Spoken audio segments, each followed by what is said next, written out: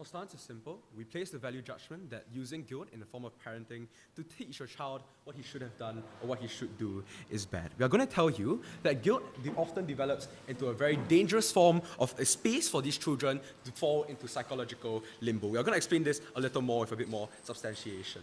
We think their burden is not to prove just exceptions in which guilt can be beneficial. We think they should do an overall evaluation as to whether guilt is still valuable given the massive harms we would prove exist. We think our burden really is just to say why we should limit guilt as much as possible, but even then we're happy to stand for a world where guilt doesn't exist. What is our world like? If a child did something wrong, we'd rather parents say that's not right. We think objectively they can still point out that these aren't things that they should do. Rather, instead of leaving the child there to worry and to question himself why he did something like that or how he could ever be foolish enough to do something like that, we think under our world, parents are advised, or we prefer if parents work with their children to get out of the problems, right? So talk to your child, work with him, understand his situation, understand his thoughts, and then tell him, let's try to work towards this. In other words, we are working towards more positive psychology and more constructive lessons. I'm going to talk to you about a few things in my speech. One, what is guilt exactly, and why is this bad? Then we'll talk about a bit of a principle. Then we talk about the specific circumstances in which guilt is used, where it's especially pernicious. Then we'll talk about the direct harms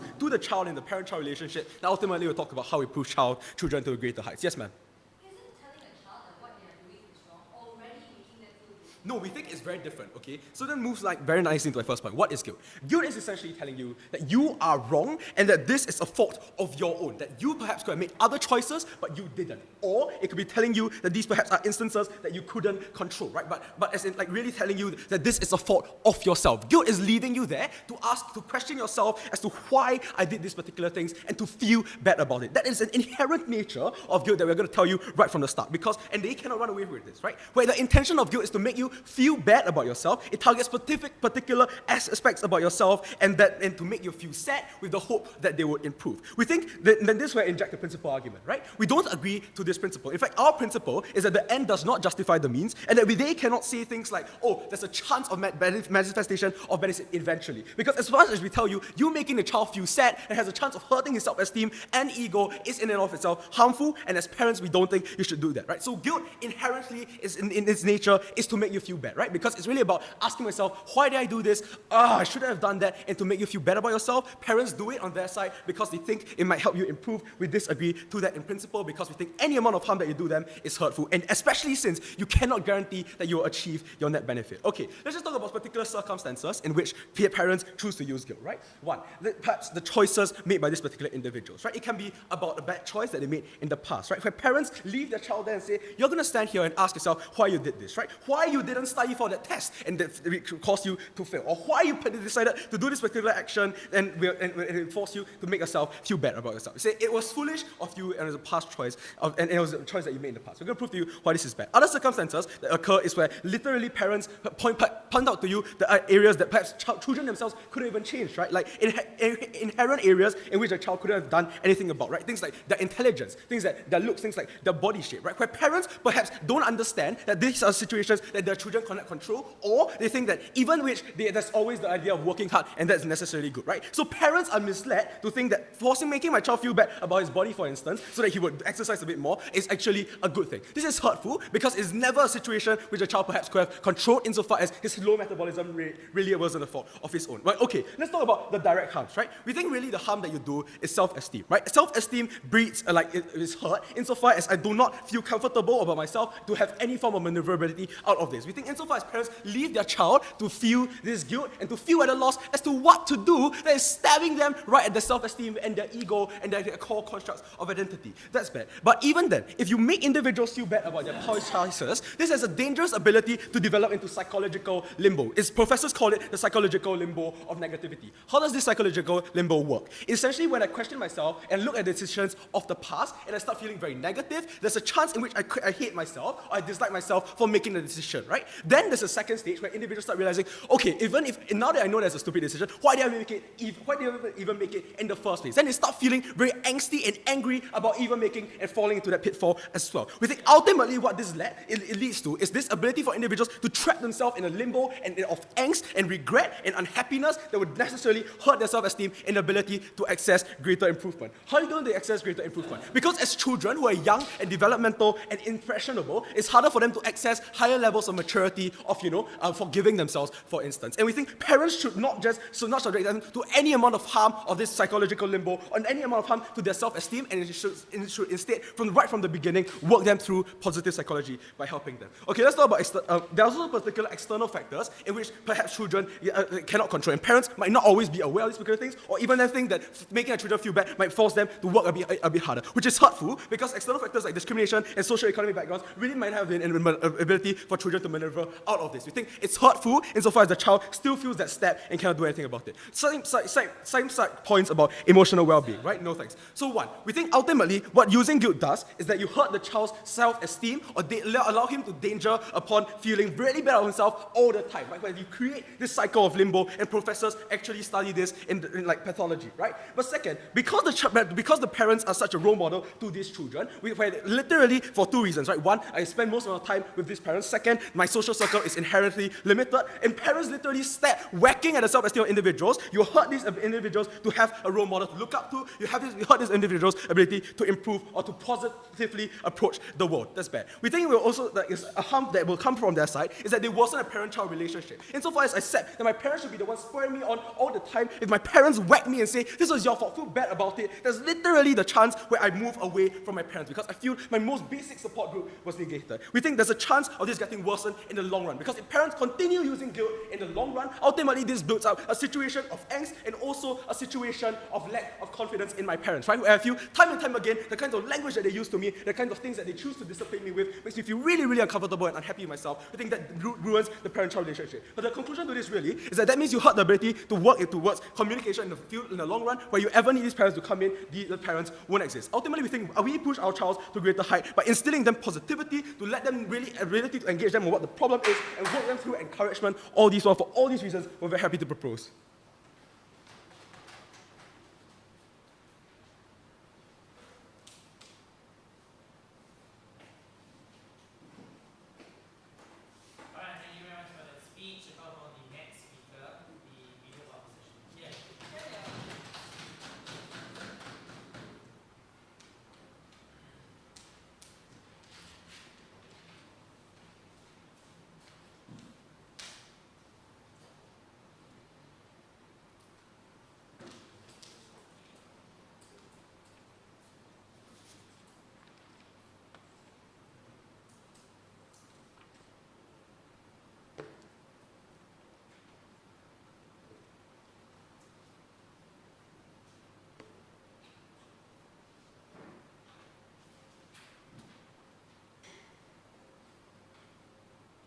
It's such a shame that they weren't able to debate the actual debate. They were trying to tell us the harms of guilt, but they were never able to come up here and tell us why that specifically applies to discipline. Because what is this debate actually about? Today, we're supposed to be assessing whether or not this is good to be able to discipline a child and to be able to get a child to behave well. Now, a few missing characterizations that they fail to bring to us. Firstly, on the idea of guilt, because what did they try to come up to tell us? They tried to tell us that what they wanted to do on their side of the house was to be able to tell the child what they're doing wrong. That in itself is the principle of guilt. Because what guilt does is to be able to tell a child to feel bad of their actions or feel bad about what they've done wrong. So we think that what their side of the house is doing is defending what we're doing. So that's a mistake on their side. Secondly, they failed to characterize how parents would be able to actually deter a child from doing wrong. Because the very fact that they're using guilt is to be able to nurture their children and make sure these children become good human beings at the end of the day. Because these children are very impressionable and want to please their parents. So this makes it easier for these children to follow what their parents want them to do. Now, a few responses specifically to what their side told us. Because firstly, they told us about how our ends don't justify the means. Because because of the ideas of children being sad or children having bad self-esteem. We think that they fail to compare the consequences of whether or not a child will be disciplined. Because under their side of the house, children will still be able to hurt others. Children will still be able to be undisciplined and be able to inflict pain on others. But even if the child will feel bad about themselves, we think it's better for them to internalize feeling bad towards and actually improving themselves at the end of the day. Secondly, they brought this irrelevant, no thanks example of the idea of body image and how parents guilt them for the way they feel. This is something that doesn't apply to this debate, right? But let's engage with it anyway, because we see that this is not a part of discipline, and they're just trying to skip the debate and talk about guilt, which we don't think is right, and because this is something parents do for their child anyway. Their burden today was to prove to us exactly the specific harms of using guilt to discipline their child. They did not prove their burden. Anyway, now I have two arguments for you today. Firstly, on how guilt affects a child and the way they rationalize their decisions, and secondly, how this further affects them as an adult. But before that, any PYs? Okay. We see that a child, when they internalize guilt, it incites negative feelings. Meaning to say that when I internalize guilt, it's more likely than not that I will think that what I've done is wrong. This means that when parents try to guilt their child, they usually know the standards of whether or not their child the standards or parameters of guilt for their child. Having said that, when they're exposed to the idea of guilt and thinking, oh, what I did is wrong, or oh, my parents feel bad, or the people around me feel bad, what happens then is that these children, no thanks, are being forced to think about their actions. This means that what they've done and the circumstances, no thanks, that they've caused is more likely to be internalized by a child because they're young and because these kind of things affect them at a large scale. And in addition to that, because parents want to be able to please their parents, they're more likely than not to comply with whatever their parents say. So if they wanted to argue to us a harm to the child, they also have to concede to the fact that children generally want to be able to please, and children generally want to be able to make their parents happy at the end of the day. So what happens when they worry about the guilt afterwards is that they're more likely than not to be able to make a decision and think about whether they're right or wrong. Because when we compare other forms of discipline that could happen in status quo that aren't guilt, because we see things like children being deprived of things like their parents grounding them, or their parents not letting them in the house. These are things that are more likely not painful, maybe as painful as guilt, but the difference here is that the comparative here is that these children won't be able to think of their actions as well because there's no sense of causing pain towards another, but only the pain towards themselves. We think that under our side of the house, at least we use guilt, but the thing is, these children are more likely to make a decision and be able to think about what makes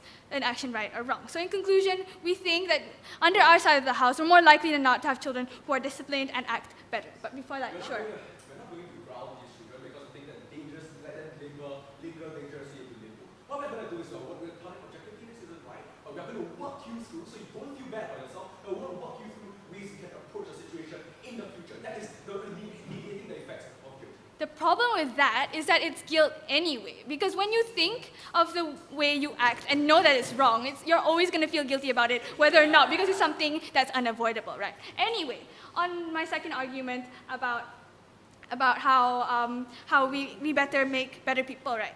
Firstly, we think, because when we see adults, we think that childhood is something that affects the way they act in the future. Meaning to say that if I'm exposed to a certain way of acting, or if I'm a person who acted a certain way as a child, I'm more likely than not to act this way. So we say that the exposure to being able to rationalize your thoughts and rationalize your decisions as a child makes you more likely than not to act as an adult who thinks of the consequences and repercussions you face. What are the benefits we can accrue from this, right? Firstly, we think that on a short term, as a child, you may be able to more likely be disciplined as a child. Because if I was a child who was thinking of bullying someone, or if I was a child who was thinking of cheating on a test, I would always have that guilt internalized by my parents who may find out from me, who may make me feel bad. But not only that, right? We think that we're more likely to make people who are empathetic. Meaning to say that because someone is able to internalize whether what they're doing is right or wrong, they're more likely to internalize how others feel in consequence of the way they act. Because we think that empathy is a very important thing, and it's very hard to garner that in a child, considering that children themselves are think of themselves in the first place. So the comparison is this. We think that under our side of the house, we're more likely to produce children who empathize with others, because now they are able to feel repercussions and think of their consequences. Secondly, we think that the children are more likely to treat other people well and be able to apologize for their actions. Because on their side of the house, they're less likely to internalize what's good or bad and only do things for the sake of doing it. Their side has to tell us why their side is defending the right burden we've never been prouder to oppose. All right, thank you very much for that speech. So let's call upon the next speaker, Speaker Deputy Prime Minister.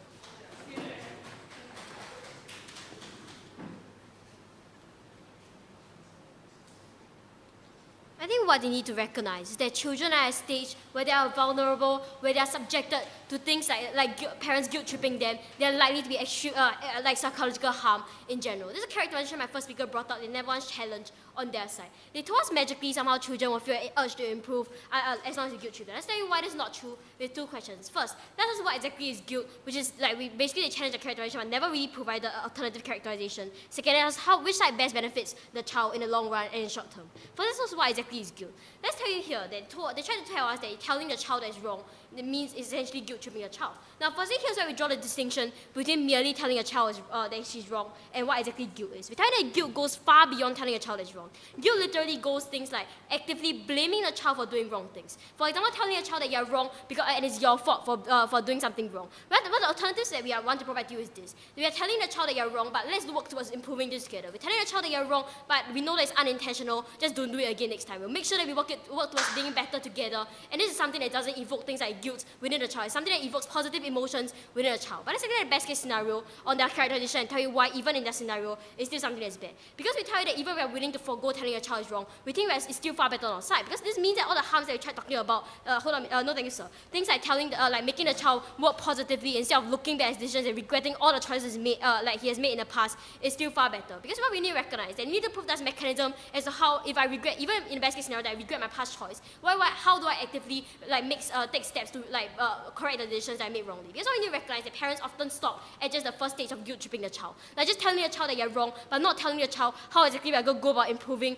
the scenario from there on. It's like, for example, telling the child that you punch someone in anger and it's all your fault, right? You're being irrational, that you should feel guilty for this, but not actually telling your child about the alternatives that child should have done in general. We tell this far better on our side. We prevent the psychological harm of the child, at the same time telling the child ways to improve and ways to make themselves better. But regardless, it's unfair for them to push a burden on us to say that any characterization of telling a child is wrong is guilt. We need to realize that guilt itself is actively blaming the child for the mistakes he's made and not just telling a child that he made a mistake, that she made a mistake. This is a characterization that we need to deal with on their side. Let's ask the second question then. How do you best benefit the child? Before I move on, yes, madam.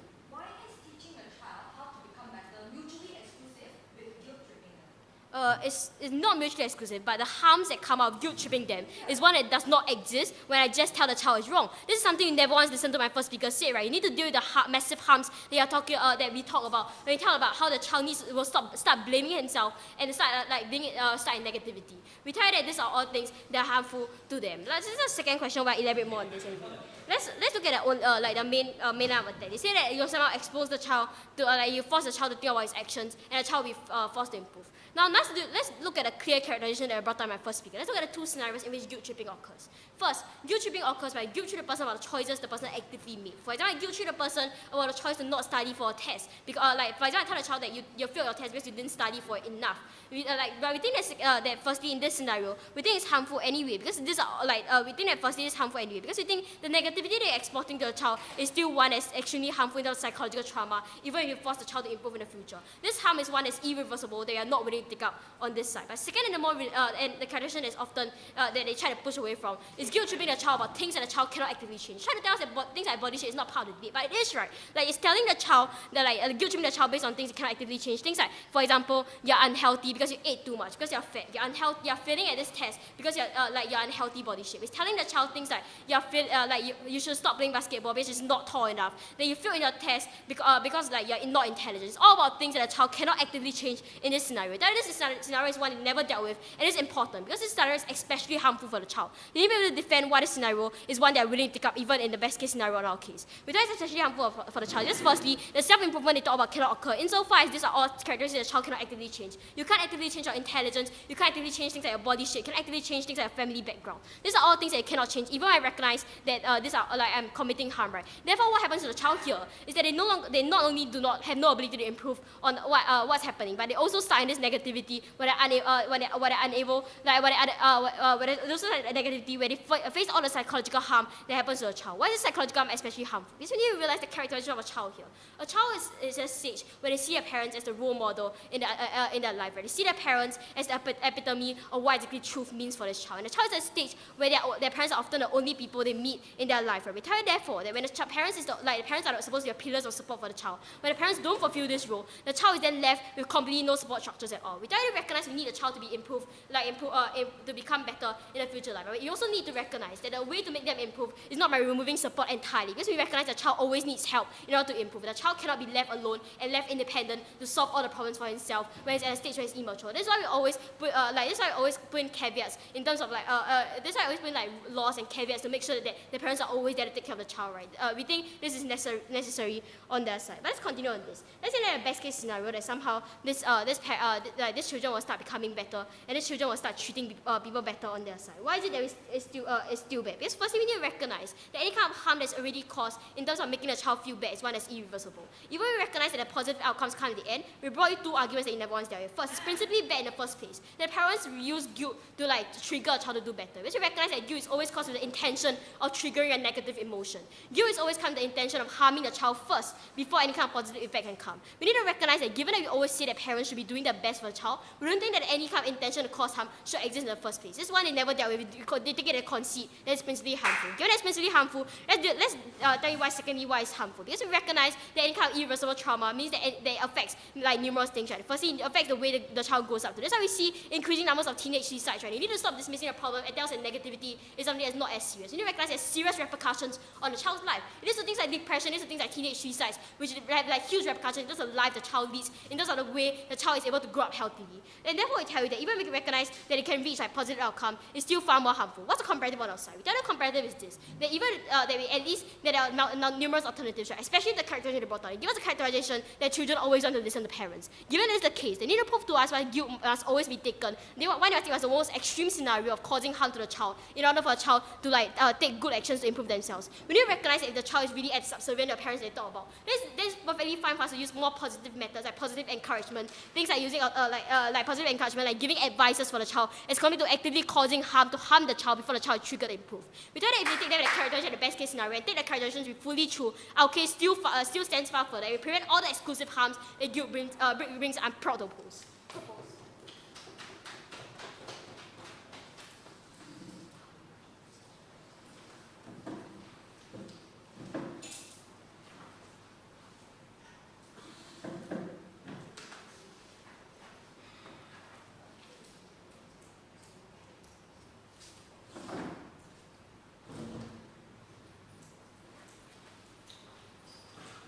Okay, thank you very much for the speech. I would like to call upon the next speaker, THBT opposition.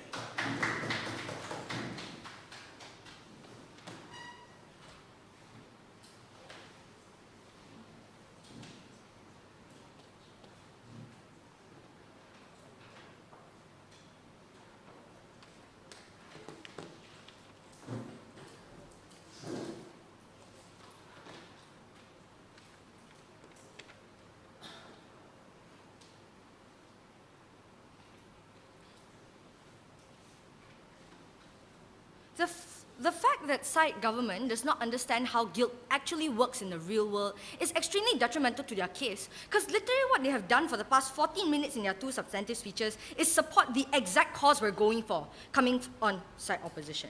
Before I continue in presenting a comparative substantive on how a child would look like and feel within both worlds coming up from both sides, a few responses towards side government. Firstly, their mechanism was already flawed when they told us how guilt is making someone feel bad, so now they'll just tell the kid that what they did was wrong and that the parents are willing to go and guide them onto the brighter path. But the thing is, even in Dina's speech and in my POI earlier, we already told you how this is already guilt, because a child is already feeling bad.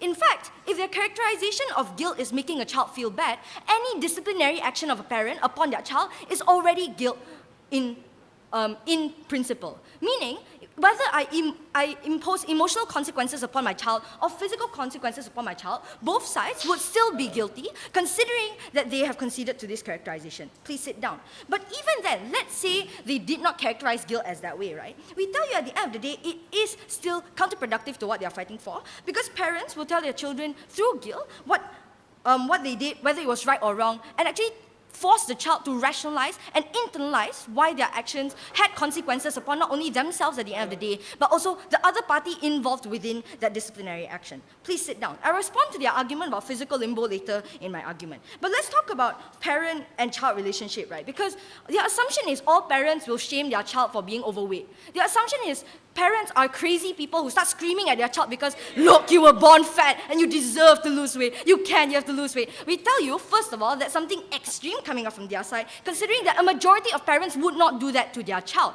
The fact that a parent wants to discipline their child already proves that the parent loves their child and wants their child to grow up to be a productive member of society. Therefore, that extreme characterization does not exist within the world we're debating about. But a few clarifications for the characterization Dina has told you about. How does guilt work? Under our side, you make that child feel bad for their actions, but you also follow it up by making the child internalize why their actions were bad and why the consequences were so. Therefore, at the end of the day, guilt is something effective in helping these children internalize why exactly their action was something bad to not only themselves, but also the other person within that scenario.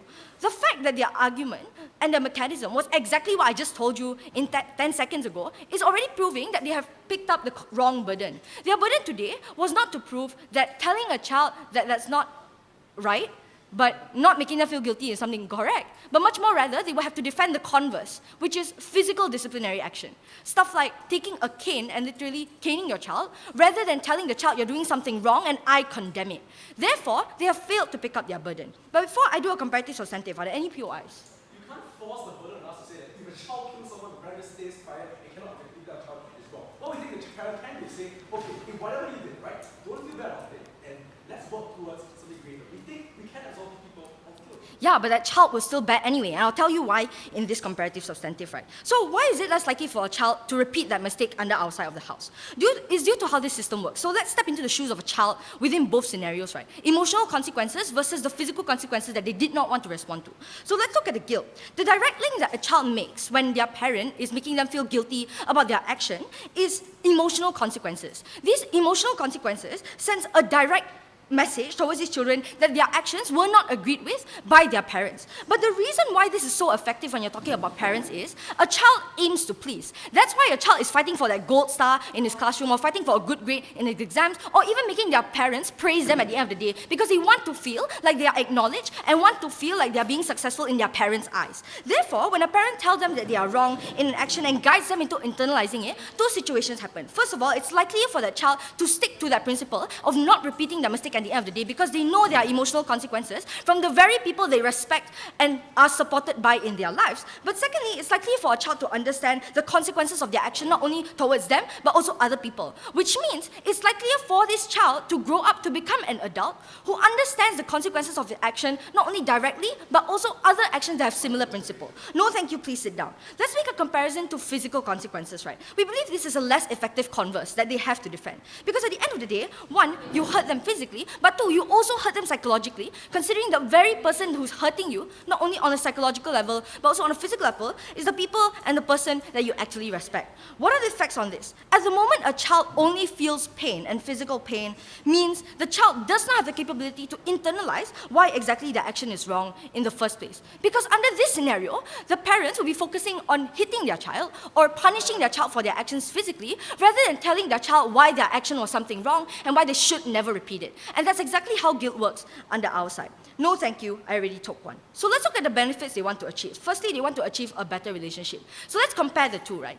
So let's compare it to the burden they were supposed to take. We believe a relationship at that point in time, when a parent distresses the emotional link between them and their child, is already detrimental to their relationship. Therefore, comparative to our side, the relationship stands better under our side. But let's say they did not choose to take up that burden and they continued going with what we just said earlier on in our speech. That means they also agree to the point and agree to what we are telling you about when we tell you that at the end of the day, the relationship of a child and a parent will always be better if one, that child is able to internalize why exactly the action is wrong, but two, they will not look upon their parents as people who are just bossing them around and telling them that they are wrong without a rational reason behind it. But secondly, the second benefit they want to achieve is in the long term, they want these children to grow up to become good adults. But that can only exist if these individuals and these children stick to knowing the consequences of their actions and what they should do or what they shouldn't do.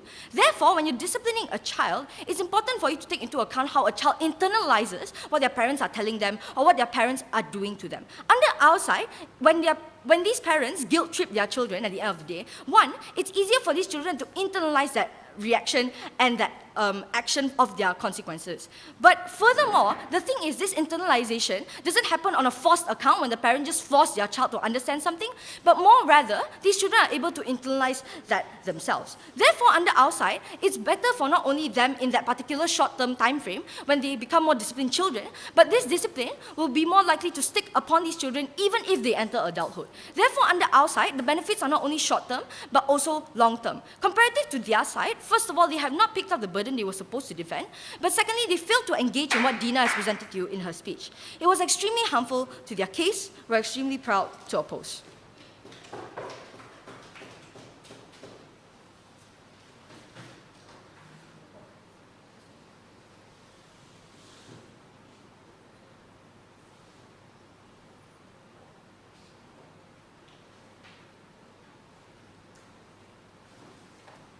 Okay, thank you very much. I hope our next speaker to deliver speech without yeah.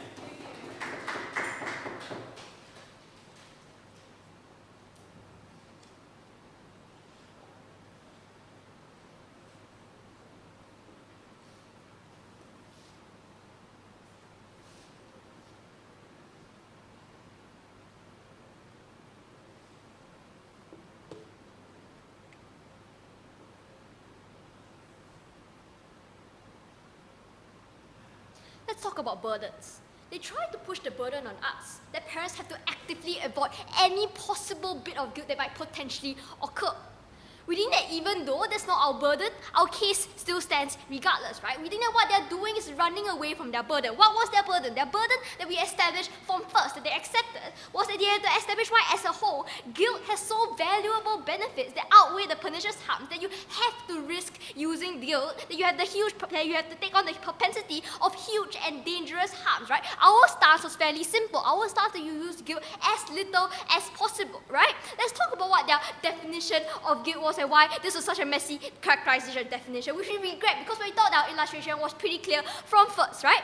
We told you that telling what our stance was telling the child that essentially you can say that decisions are objectively bad, right? You can tell your child that you should that you should not have done that, but what you can do too is to literally tell your child, don't feel guilty because you shouldn't worry about it, right? You don't feel guilty, but you shouldn't do this again because of these objective reasons, right? You can tell your child literally not to worry, not to feel guilty, not to feel bad, that we'll walk around this, we'll settle this together. We did this fairly different from purposely using a strategy of making the child feel bad, making the child feel as though it's their fault entirely to inflict psychological harm to the child in order to discipline their child, right? But we're still going to engage on their point. They cannot change the debate to be about physical punishment. We think that's fairly ridiculous. But two main questions for the House today. Firstly, I'm going to talk to you about whether this is effective, whether this strategy of discipline is effective. Secondly, I'm going to talk about regardless of effectiveness, why we should never ever use it because of the unique duties and roles of parents. But firstly, on the effectiveness of guilt. No, thank you. you have to understand that they cannot have any of our benefits, right? They cannot co-opt any of our benefits because guilt tripping is mutually exclusive with us, right? They cannot make their child feel bad, terrible, and then reassure or encourage their child at all. So they have to take on the burden that what they're actually doing to the child is so pernicious and so harmful because you cannot have any form of encouragement and then try to guilt trip your child because it just decreases the effectiveness of their strategy, right? So but furthermore, we think that their end goals are not mutually exclusive with us. What's the analysis that they brought up? First, they said that children, by their characterization, children wanted to please parents, children really wanted to do what their parents say, and this is the reason why guilt will be effective. No, this is the reason why you don't use guilt. Because this is the reason and the exact characterization why you won't listen to parents without resorting to guilt, without going on to the huge and pernicious harms that there's a high propensity to occur, right? This is the reason why there is no need for parents to adopt the strategy of guilt because you have already established that there's no big problem that we have to deal with right now. Secondly, they talk about how you expose children to be able to rationalize their decision better, and this influences their adult life, right? This is again not mutually exclusive because we already told you that parents can walk through the rationale with their children, right? Why you do certain things and why you don't do certain things. And this can be objective, this can be done without hurting the self-esteem of the child or hurting the identity of the child. I'll take you in a moment, sir, that we don't think that we have to take on the burden that parents say punching someone is good, right? Because you can objectively understand and explain to your child why this is objectively bad. The child can understand why you shouldn't do this and be able to rationalize the decision later on in adulthood. Before that, yes, sir. I don't quite understand, man. When you tell us that you don't want the child to feel remorse when they do something wrong and you want the parents to walk them through, as opposed to what? The child feeling good that they did something wrong, which did damage to other parties? Sir, please don't use euphemisms like remorse or feeling good after they did something wrong because that's a clear misrepresentation of our case. Our case was about minimizing the guilt, minimizing parents using the strategy of guilt to discipline their children, right? What their stance is actively taking on the strategy of guilt in order, as a first resort, in order to discipline their children. Our case, and as a whole, was about making the child feel better about their mistakes, reducing guilt as a form of a strategy to discipline their child, and basically, having the child, you can tell the child that something is objectively bad without using a strategy of guilt because you can literally tell the child not to feel guilty and not to feel terrible about yourself, right? So, moving on. We think that, secondly, moving on about how regardless of the effectiveness of this issue, why you could never ever use guilt because of the unique role of parents. Firstly, they cannot purely debate on the spectrum of things being like encouraging a child to be polite or empathy or having discipline in the child because they have to address our entire crux of our case, which was never once properly dealt with, right? They have to contest us on the worst case scenario. The child is accused of being dumb, of being ugly, or being fat, right? They cannot be so dismissive to our pretty realistic characterization, right? What do we tell you? Besides having to internalize the kind of personality points that the child feels guilty of, there are still external factors that their parents might not take into account, right? So if the parents make the child feel bad about things, about then not taking into account external factors, for example, discrimination or bias or family background, the fact that you can't afford tuition, and the child internalizes this and is unaware of the external factors that might be reasons why he shouldn't feel guilty, right? He might not know about the external factors and still internalizes the fault, thinking that he's the sole person at fault without knowing of the external factors, right? This was fairly realistic on our side of the house. But second, the thing that they didn't address was the long-run effect of our case, right? Because we told you that the end point was this is such a pernicious harm, and therefore the propensity to take on this harm is something that you cannot never ever take, because every single time the parent uses the guilt trip method, every single time you have a lack of confidence in the child, this builds up in the long run, because right, this is reinforced daily in the child's life, and how it's at the fundamental point how the child is brought up, right? It's a breakdown of the parent-child relationship, and this is far more hurtful to the kind of strategy they wanted to use, because you have no trust, right? You have no confidence in your parents, you cannot confide in your parents. The parent's role as a supportive member of the family is God, right? That's why we talk to you about how there are other avenues to face guilt already from, for example, from your school or from yourself or from society as a whole, when they can't impose certain beauty standards on you or certain standards of intelligence, right? So parents should never ever add on to this and add on to the harm, right? When in their model and in their characterization, parents are so influential in their formative years, guilt has so huge of a problem, parents should never add on to this, right? We tell you that the comparison is that on our side, we're able to let parents have other effective counter models of disciplining their child, right? We talk about positive psychology, we talk about working together, having their own incentive of the child to improve, we talk about other counter models to be able to discipline their child. So regardless of effectiveness, we think you should never ever use it because of the child's welfare, because you want the best for your child, because parents ultimately are the support pillars of their child.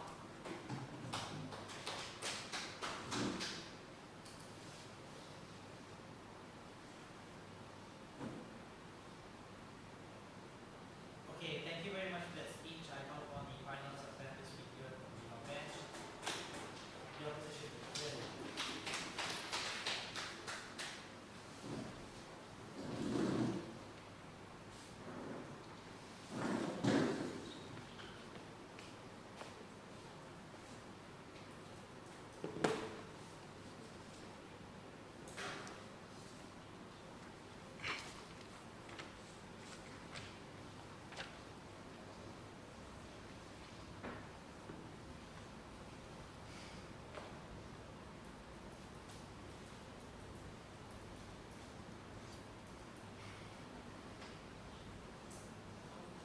When a parent raises a child, it's all about wanting the child to grow up to be the best human being that the child can possibly be.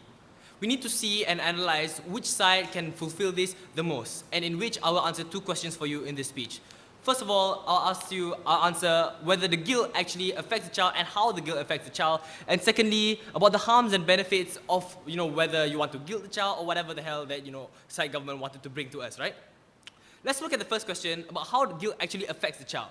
Now, first, let's look about how the child would react and feel towards guilt as something that Audrina has brought to you, but let's look at what they had to tell you about guilt and what it makes the child feel like, right? They came up here, and from the very first speaker, they come up and they tell us things like how they will be in this psychological limbo. We were confused at the beginning from side opposition about what this psychological limbo actually was. And the analysis that came from their side was very simple. They said that the psychological limbo was something that was proven by psychologists. Great job, right? That proves nothing to us, but let's talk about it anyway, right? What they tried to say after that was how the child will feel bad about themselves, how the child will feel bad about the action, and then will start blaming themselves about the action. But the thing is, this is exactly what we want them to feel. Why so, right? We've told you in our two substantive speeches beforehand how exactly this feeling is actually beneficial for the child, for multiple reasons, right? We tell you that when the child internalizes these feelings, and when a child internalizes that something that they did is bad, this is when they can truly rationalize and understand that an action brings consequences to other parties. Now, what is the comparative to their side, right? Under their side, when they come up here and they tell us things that how they want the parents to have this positive psychology with the child and how they want to walk through things with the child. And as I quote the whip, she literally said she wants to make the child feel better about their mistakes. Now let's deal with their case and what they wanted to bring to the table. Sit down. We find that under their paradigm, under their best case scenario, if we actually follow what they want to bring to the table, this is actually not beneficial for the child, and instead is extremely detrimental to the child. Why so, right? We find that if you want to just walk the child through and want the child to not feel bad about the mistake, this is when the child cannot properly internalize that something that they did was wrong. If they were just told by their parents that something that they did was wrong, but do not understand consequences or do not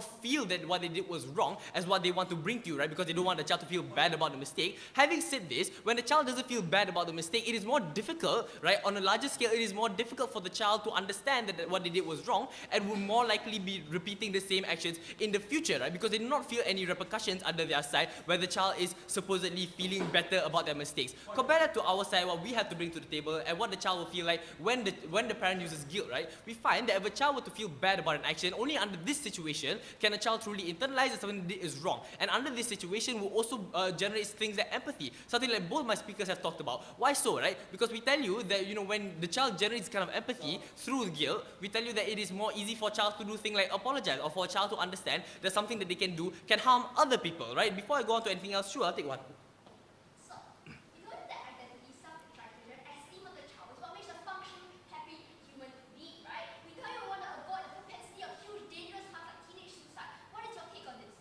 Okay, let's look about what they talk to us about on that issue, right? They came up here and they said that when the parent will guilt the child about wrong things, right? Things about the child being overweight, things about a child failing their exams, and about the child having bad health. We don't find this to have any correlation with discipline whatsoever, right? When we talk about discipline, it's all about shaping values within the child and how the child will end up as an adult, right? There's no correlation between this, and even if those things happen, when we'll shame those parents, because under any situation, whether you guilt the child or whether you do anything else with the child, if you were to fat shame the child and tell the child that basically the child is stupid, this is when the child can no longer have the kind of relationship which they want to achieve with the parents, right? Okay, now let's go on with the harms and benefits that both sides have to bring to the table, right? Because we find that under their side, what they have to bring to the table is not beneficial to the child under any circumstance. Now, why so, right? Because under the best case scenario, where the parent are able to walk through the child and, make the child feel better about themselves or whatever it is, and under which situation they be able to achieve one of the things that they were fighting for, which is a better relationship with the parents.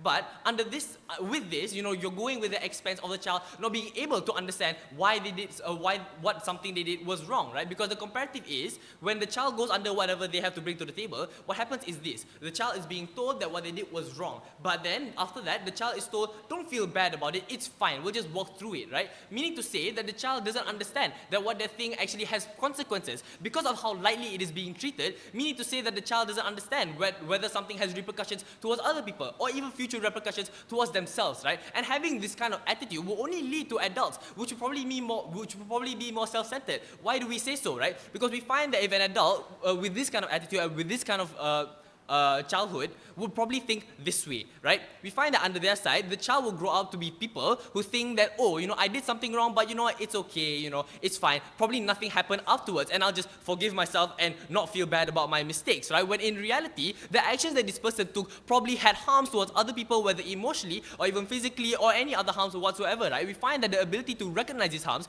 only comes when the child is able to internalize that something they did was wrong, and able to internalize and rationalize that something that they did has repercussions and consequences. Something that is present when the child feels guilty about something, right? Something which they cannot achieve at the end of the day, right? Because we find that more than that, what we have brought to the table is that how exactly the child won't repeat these mistakes, right? Because we find that when the child is unable to understand that their actions have consequences, under the worst case scenario, the child for a while will still continue to do his actions because they cannot see direct consequences. However, with this kind of childhood, we can find that especially in the long run, as adults or even as older children or as teenagers, right, they'll be able to understand that their actions have consequences. And when they do something, they need to be aware that someone else is also in the equation, in the picture. Meaning to say that they'll be more concerned about their actions and whether their actions hurt another party or not. Now let's compare to their side, when these people will just forgive their mistakes and feel better about their mistakes. Under which situation these children will not be able to understand whether their action brought harm to another person, under which case they won't be able,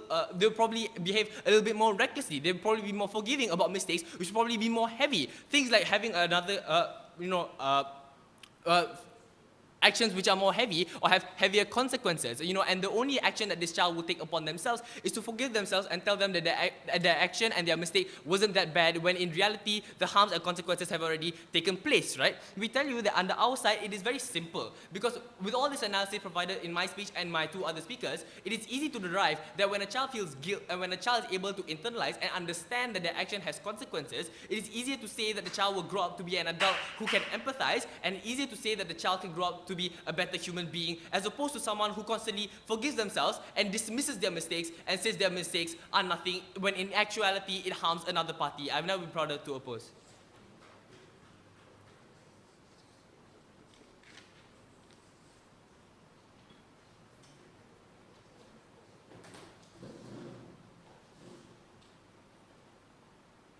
Okay, thank you so much for the speech. Can I please have the opposition reply speech?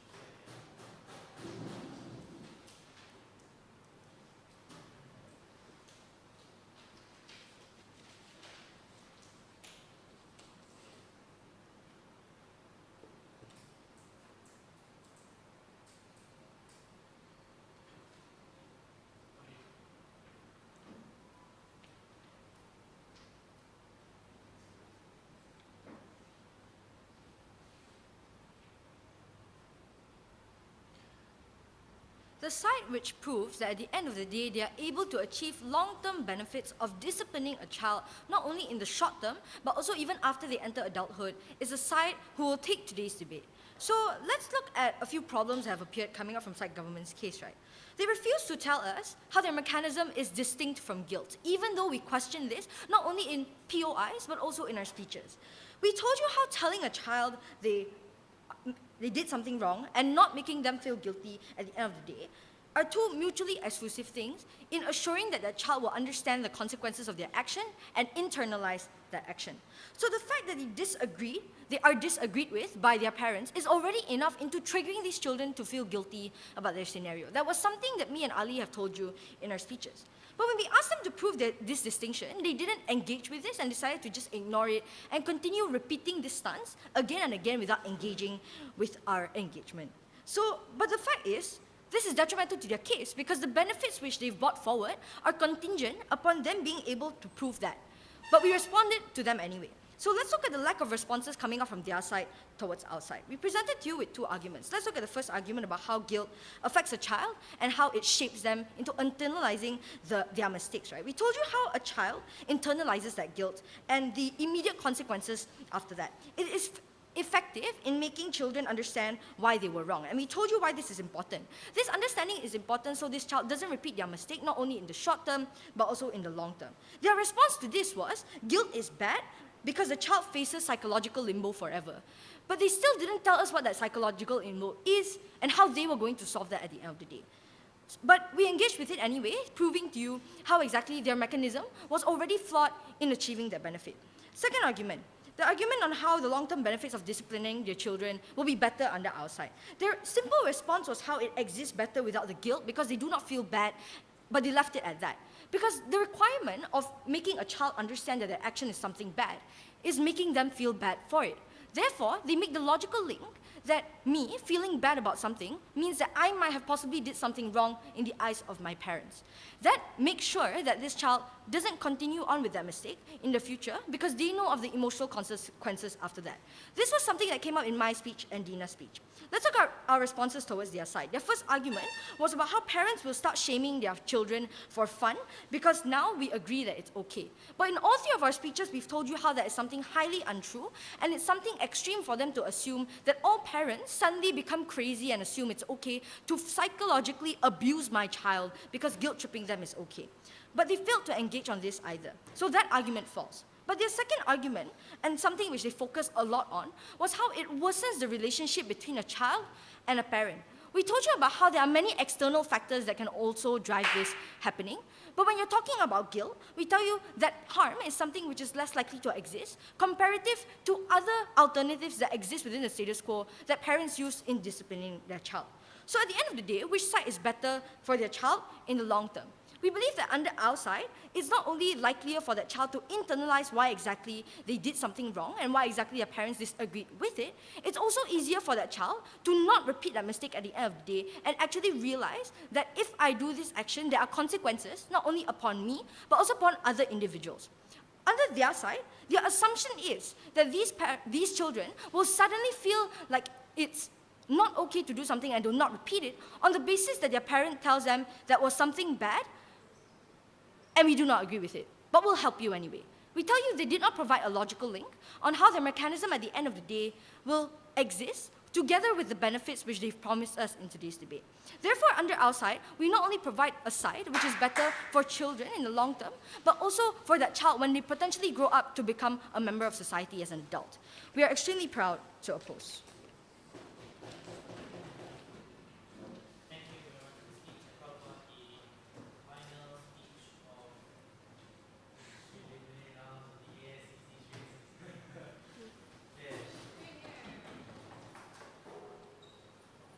You know, it's fairly strange that the only responses to our case either came only in odd whip or secondly, only by pushing unfair burdens on us and telling us we need to defend those burdens, even though we tried multiple times to tell them that this is not what the debate is about, this isn't what guilt is about, this is not realistic on their side. So let's ask two questions. Right? Before that, let's quickly deal with something that they try to dismiss on their side. They try to tell us that, things like body image isn't part of the debate, because somehow it isn't part of discipline. Right? Like we told you right from first, it was very clearly part of the debate, right? Like telling the child using insults about body image is precisely what parents do when they want to force the child to do things like eat healthily, when they want to force the child to do things like blame the child for falling sick and force the child to achieve greater health as a child. We told you all about this, and this is what they simply dismiss by saying, oh wait, it's not part of the debate. We told you it's unfair for them to force burden on us and at the same time be completely unresponsive to the nuances that we brought up on our side. Let's ask two questions. One, which side is more effective in terms of disciplining children? Second, even if it's effective, why is it still bad? Let's take that in the best case scenario. Once they never really did on for us, right? They never really engaged us on our best case scenario, never really engaged us on the nuances of our case. First,